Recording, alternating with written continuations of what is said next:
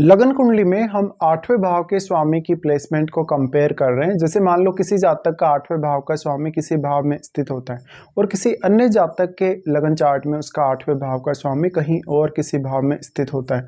तो वास्तव में आप दो प्लेसमेंट को अगर एक साथ लेकर चलते हैं तो उनको कैसे कंपेयर करेंगे, कौन सी प्लेसमेंट उसमें से ज़्यादा बेहतर रहेगी आपके लिए। इस वीडियो में जो हम डिस्कस कर रहे हैं, जैसे मान लो किसी का आठवें भाव का स्वामी लगन में स्थित है और किसी जातक का आठवें भाव का स्वामी उसके 11th हाउस में स्थित है, तो दोनों प्लेसमेंट में क्या डिफरेंस रहेगा, किस प्रकार से आप इनको देख सकते हो और इनसे आपको जो रिजल्ट्स मिलेंगे वो कितने ज़्यादा बेहतर होंगे या कौन सी प्लेसमेंट इनमें से ज़्यादा अच्छे रिजल्ट आपको दिखाएगी। सबसे पहले अगर हम अष्टम भाव के बारे में बात करें या अष्टमेश के बारे में बात करें, तो आपका अष्टमेश आपके 12 लगन के हिसाब से प्रत्येक जो भाव है उसके हिसाब से अलग अलग प्लैनेट हो सकता है। साथ में जो आपका अब अष्टमेश होगा वो हो सकता है किसी अन्य भाव का भी आपके चार्ट में स्वामी हो, तो भले ही वो आपके लगन में स्थित है या आपके 11वें भाव में स्थित है, लेकिन आप दूसरे वाले भाव पर भी विचार करें साथ में। इसके अलावा आपका जो अष्टमेश है वो अगर सूर्य है या चंद्रमा है तो ये निश्चित है कि वो आपके सिर्फ और सिर्फ अष्टम का ही स्वामी होगा, किसी अन्य भाव का स्वामी नहीं होगा। लेकिन मान लो अगर आपका अष्टमेश एक बृहस्पति जैसा ग्रह है, शनि जैसा ग्रह है, शुक्र या बुध जैसा ग्रह है, तो वो आपके चार्ट में किसी न किसी अन्य भाव का भी स्वामी है, अष्टम का स्वामी होने के साथ साथ। तो जब भी आप इस तरीके की प्लेसमेंट पर विचार करेंगे तो उस दूसरे भाव के बारे में भी विचार आपको करना चाहिए। वास्तव में अगर देखा जाए तो अष्टम भाव हमारी लाइफ में जितनी भी प्राइवेसी है उसको दिखाता है। अष्टम भाव बहुत ही ज़्यादा डीप है। यहाँ पर आप किसी भी विषय को लेकर जितना ज़्यादा गहराई में जाते जाएंगे उतना ही ज़्यादा आपको और ज़्यादा गहराई नज़र आती जाएगी। तो इस केस में अब ये आपको ज्ञान और धन के मामलों में अच्छा सपोर्ट कर सकता है। वैसे अगर देखा जाए तो छठा भाव, आठवां भाव और 12वां भाव दो स्थान माने जाते हैं और उनके रिजल्ट्स को लेकर बहुत लोग भयभीत रहते हैं, लेकिन वास्तव में ये भाव हमारी लाइफ में जितनी अधिक वैल्यू ऐड कर सकते हैं उतना कोई अन्य भाव नहीं कर सकता। अगर देखा जाए तो यहाँ पर आठवां भाव एक बहुत ही हिडन ट्रांसफॉर्मेशन आपकी लाइफ में लेकर आता है। अष्टम भाव का अपना एक अलग ही महत्व है हमारी लाइफ में। वास्तव में आप कितने ज़्यादा वेल्दी होंगे, आपकी लाइफ में जो भी उतार चढ़ाव आएंगे, चाहे वो आर्थिक रूप से हैं, सेहत को लेके हैं, रिलेशनशिप को लेके हैं, वो सारे के सारे जो परिवर्तन हैं या जो ट्रांसफॉर्मेशंस हैं वो आपको अष्टम से ही देखने को मिलेंगी। अष्टम भाव वास्तव में ये बताता है कि किसी भी विषय को लेकर आप कितना ज़्यादा गहराई तक सोच विचार कर सकते हैं, या मान लो आप कोई साइंटिफिक कार्य करें, कोई रिसर्च जैसा कार्य करें, तो आप कितना गहराई तक जा सकते हैं। वास्तव में आपकी मैरिज होने के बाद आपका अष्टम भाव पूर्ण रूप से एक्टिवेट हो जाता है और अष्टम भाव के थ्रू फिर आप ये देख सकते हैं कि आप अपनी मैरिड लाइफ से कितने ज़्यादा सेटिस्फाई हैं या पार्टनर आपको कितना अधिक सपोर्ट करेगा। वास्तव में आपका आठवां भाव है वो पार्टनर की वेल्थ और उनकी वाणी है, इसलिए यहाँ पर आपके पार्टनर की जो वेल्थ होगी वो भी आपकी लाइफ में बहुत मेजर रोल निभाएगी। इसके साथ ही आपके जो इन लॉज हैं उनके साथ आपके रिश्ते को लेके, उनके साथ अगर आपकी कोई पार्टनरशिप है, उनके साथ आप मिलके कोई बिजनेस वगैरह कर रहे हैं तो वहाँ कैसे स्थिति बनेगी।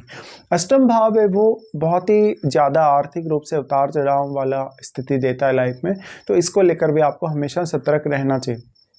वास्तव में अष्टम भाव जो है वो मृत्यु का घर है, लेकिन यहाँ पर ऐसा नहीं है कि जो इसके प्रभाव या इसके जो परिणाम होंगे या अष्टमेश के जो रिजल्ट्स होंगे हमेशा ही आपके फेवर में नहीं होंगे। वास्तव में इसके इतने अधिक अच्छे परिणाम हो सकते हैं जो कि आप एक्सपेक्ट नहीं कर सकते हो। तो सबसे पहली प्लेसमेंट जो हम इस वीडियो में डिस्कस कर रहे हैं, जैसे मान लो किसी का अष्टमेश उसके लगन में चला गया। अष्टमेश अगर एक क्रूर ग्रह होगा और अगर तब वो लगन में बैठा है तो वो स्वास्थ्य को लेकर दिक्कतें लाएगा। भले आपका स्वास्थ्य कितना भी ज़्यादा अच्छा हो, लेकिन आर्थिक रूप से और स्वास्थ्य के दृष्टिकोण से काफ़ी ज़्यादा उतार चढ़ाव ऐसी स्थिति में आपके जीवन में आ सकते हैं। अष्टमेश आपके लगन में आ गए तो बहुत अच्छी इंट्यूशन पावर आप में देखने को मिलेगी। अष्टमेश आपके लगन में होने से आप में बहुत अच्छी इंट्यूशन पावर देखने को मिलेगी। अगर आप पूजा पाठ में लिप्त रहते हैं, आप तंत्र मंत्र या इस प्रकार की कोई साधना या सिद्धि वगैरह करना चाहें तो आपको उसका फल जो होगा बहुत जल्दी प्राप्त होगा। वास्तव में अष्टमेश का आपके लगन में आ जाना डायरेक्टली आपको इस हाउस से कनेक्ट कर देता है हमेशा हमेशा के लिए। तो फिर आपके इन लॉज से और आपके जो जीवन साथी के साथ आपके रिश्ते हैं उनका बहुत गहरा प्रभाव आपकी लाइफ पर पड़ेगा। आपका अष्टमेश अब जिस प्रकार का भी प्लैनेट होगा वो अपनी एनर्जी को, क्योंकि आपके लगन में डिपॉजिट कर रहा है और वो साथ में आपके सप्तम भाव को भी प्रभावित कर रहा है, इसलिए आप अगर कोई बिजनेस करना चाहें, जो भी प्लैनेट आपका लगन में है, क्योंकि वो आपके सप्तम भाव को तो एस्पेक्ट कर ही रहा है, लेकिन इसमें सप्तम भाव में बैठे हुए प्लैनेट का भी उतना ही अहम रोल होगा। और वास्तव में आपका सप्तम भाव का स्वामी आपके चार्ट में कौन है वो भी आपको देख लेना चाहिए। अष्टमेश अब आपके चार्ट में अन्य किस भाव का स्वामी है, आपको उस हाउस से काफ़ी ज़्यादा सहायता मिल सकती है अपने कार्यों को आगे बढ़ाने के लिए। वास्तव में आपका अष्टमेश आपके लगन में स्थित है, तो अष्टम भाव के गूढ़ रहस्यों को आप आसानी से जान पाएंगे, जिसके लिए आपको कोई बहुत ज़्यादा मेहनत करने की आवश्यकता नहीं। सामान्य लोगों की तुलना में आप बहुत अच्छे से स्टडी कर पाएंगे। अगर आप हायर स्टडीज़ के लिए अष्टम भाव का प्रयोग करना चाहें तो वो भी आप कर सकेंगे। लेकिन अब डिपेंड करता है कि लगन में जो आपका अष्टमेश बैठा है यहाँ वो कैसी स्थिति में है, क्या वो वक्री तो नहीं है, क्या वो अस्त तो नहीं है, वो किसी अन्य ग्रह के साथ भी अगर बैठा हो तो आपको देखना होगा वास्तव में क्या आपका अष्टमेश राहु या केतु जैसे ग्रहों के साथ आपके लगन में बैठा है या नहीं। अगर इन ग्रहों के साथ बैठेगा तो आपकी लाइफ में ट्रांसफॉर्मेशन आने के बहुत ज़्यादा चांसेस होंगे।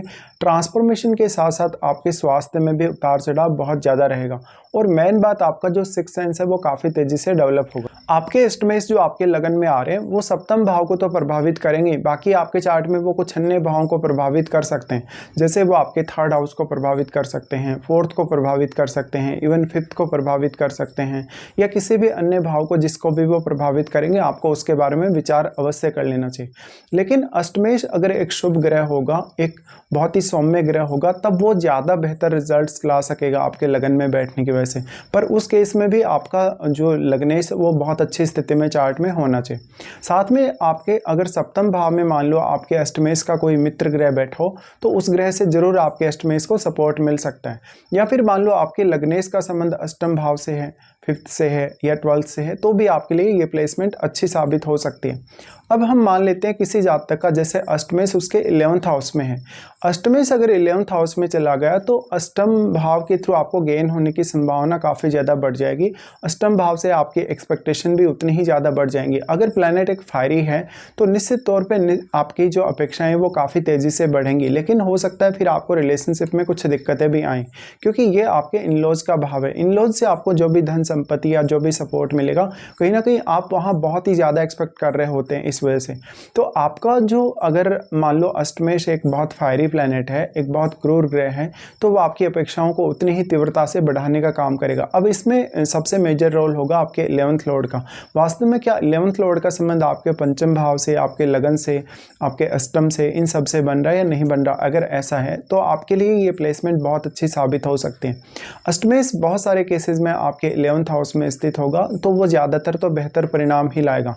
लेकिन क्या यहाँ पर वो प्लैनेट वक्री तो नहीं है, क्या वो अस्त तो नहीं है, या किसी अन्य ग्रह के साथ भी अगर बैठा हुआ होगा आपका अष्टमेश, तो आपको विचार करना चाहिए। वास्तव में अब 11th हाउस का जो लॉर्ड होगा वो आपके लिए काफ़ी इंपॉर्टेंट होगा और उसका जो संबंध है, क्या उसका डायरेक्टली या इनडायरेक्टली आपके अष्टमेश से या अष्टम भाव से कोई संबंध है या नहीं, ये आपको देखना होगा। आपका देखिए 8th लॉर्ड जो 11th हाउस में आ रहा है वो आपके पंचम भाव को प्रभावित करेगा, चाहे वो कोई भी प्लैनेट है। तो वास्तव में वो आपकी रणनीति, आपके विचारों, आपके सोचने समझने के तरीकों और डिसीजन लेने के तरीकों को काफ़ी हद तक प्रभावित करेगा। साथ में आप अपने डिसीजन तक कितने लंबे समय तक टिके रहते हैं, वास्तव में कितना अच्छे से आप डिसीजन ले पाते हैं, कितना अच्छे से उसका प्रयोग कर पाते हैं, अपनी जो मेंटल एबिलिटी है, अपना जो ज्ञान है, बुद्धिमत्ता है, उसको आप किस हद तक प्रयोग कर पाते हैं। तो आपका अब जो अष्टमेश जिस भी प्रकार का प्लैनेट होगा वो वैसे ही आपको थिंकिंग देगा और वैसे ही आप काम करने वाले होंगे। आपका अब यहाँ पे पंचम भाव में बैठा हुआ प्लैनेट भी आपके लिए बहुत इंपॉर्टेंट होगा, क्योंकि उसका प्रभाव भी आपके 11th हाउस पे है और 11th हाउस में आपका अष्टमेश बैठा है। तो वास्तव में आपका जो अष्टमेश है वो आपके चार्ट में कुछ अन्य भावों को भी प्रभावित कर सकता है। जैसे पंचम के साथ साथ हो सकता है वो आपके थर्ड हाउस को प्रभावित कर रहा हो, आपके लगन को प्रभावित कर रहा हो, या किसी भी अन्य भाव को जिसको भी वो प्रभावित कर रहा है, आपको उन भावों पर विचार अवश्य करना चाहिए। लेकिन ज़्यादातर केसेस में आपका अष्टमेश का 11th हाउस में होना ज़्यादा बेहतर होगा आपके अष्टमेश के लगन में होने की तुलना में, क्योंकि इससे आपको धन और अन्य मामलों में गेन होने की संभावना काफ़ी ज़्यादा बढ़ेगी। आपका मान सम्मान और आपकी प्रतिष्ठा भी बढ़ेगी। अगर सप्तमेश का संबंध भी आपके 8th लॉर्ड के साथ बन जाता है तो ये आपके लिए और भी फेवरेबल होगा अगर आपका अष्टमेश आपके 11th में है। लेकिन अगर आपका अष्टमेश मान लो लगन में स्थित है तब ये आपके पर्सनल नेम फेम के लिए तो बहुत अच्छा साबित हो सकता है, लेकिन ये सब आपके पार्टनर पे डिपेंड करेगा या उनकी फैमिली की वजह से आपको जो सहयोग मिलेगा उस पर ज़्यादातर डिपेंड करेगा। तो इस हिसाब से आपको ये प्लेसमेंट के बारे में विचार करना चाहिए।